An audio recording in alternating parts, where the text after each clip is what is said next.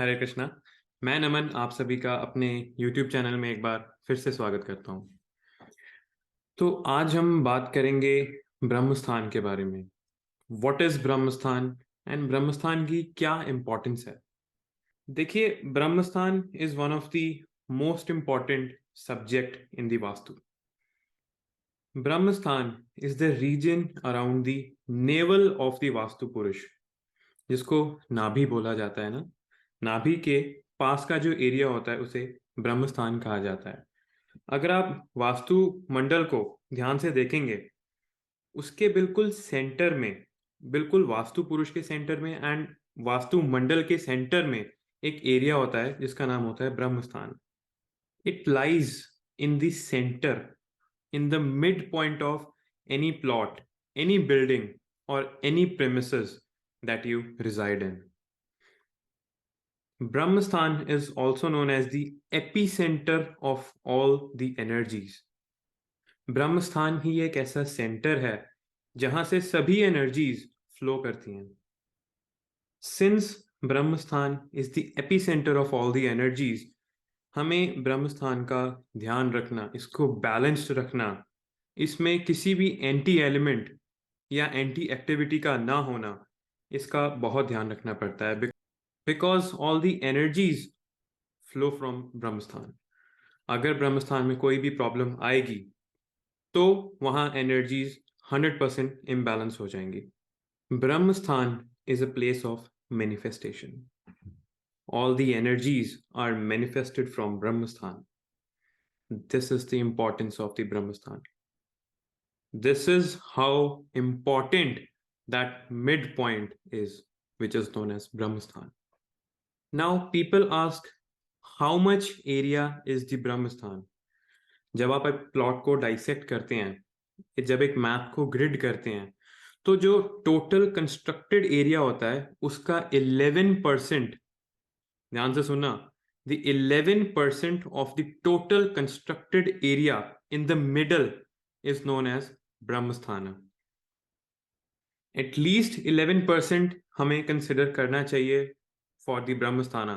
वैसे तो ideally we should consider 1/3 of the constructed area as a Brahmasthan, but लेकिन आजकल जो कुछ कॉम्पैक्ट घर होते हैं, फ्लैट होते हैं, उसमें 1/3 एरिया को हम नहीं छोड़ सकते।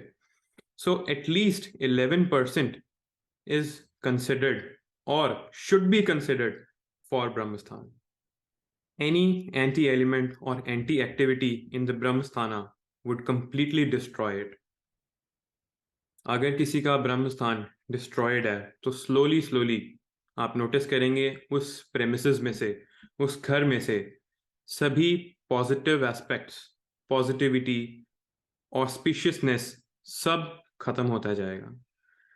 It will come to a point where you'll feel very much demotivated, distracted. तो ये होता है अगर हम ब्रह्मस्थान को मैनेज ना करें। Now the anti elements और the anti activities जो कि ब्रह्मस्थान में नहीं होने चाहिए वो हैं any fixed heavy object such as pillars, poles, etc. Or you should not have any kitchen or bathroom in the Brahmasthan. These are all the anti-activities of the Brahmasthan. Brahmasthan ideally should be an empty space. वहां पर कुछ भी constructed, कुछ भी heavy नहीं रखना चाहिए. It should be an empty, airy place. ब्रह्मस्थान के बीच में one should try कि जितनी maximum light आ सके, natural light आ सके, वो better होता है बहुत.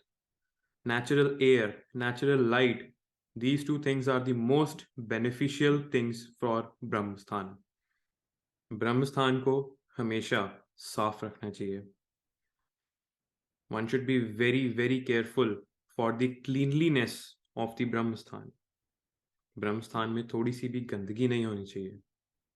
It should be always clean. So now we will talk about the remedies of the Brahmasthana.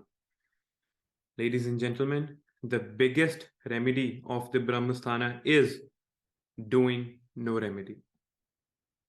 अगर आपके ब्रह्मस्थान में कोई एंटी एलिमेंट या एंटी ऑब्जेक्ट है, the only remedy is to remove it. The laws of Vastu Shastra emphasize that this place should not be touched. इस जगह में कोई रेमेडी नहीं हो सकती. This is the only place जहाँ पे remedies do not work. अगर यहाँ पे किचन है, अगर यहाँ पे बाथरूम है, you have to remove it. There is no other option.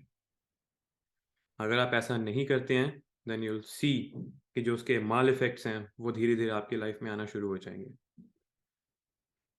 Either you can remove the anti-element or the anti-objects, or you can shift to a new place, a new premises, a new land. There is no remedy for Brahmasthana. So ladies and gentlemen, this is it for Brahmasthana. आप ये सब चीज़ों का ध्यान रखें in your house. How should be your Brahmasthana? ब्रह्मस्थान में क्या क्या चीज़ें नहीं होनी चाहिए. It should be clean, empty. Natural air and natural light का एक अच्छा source होना चाहिए आपके ब्रह्मस्थान में. So this is it for today's video. I hope you liked my video. If you did, please press the like button and do subscribe to my channel. Until then, Hare Krishna.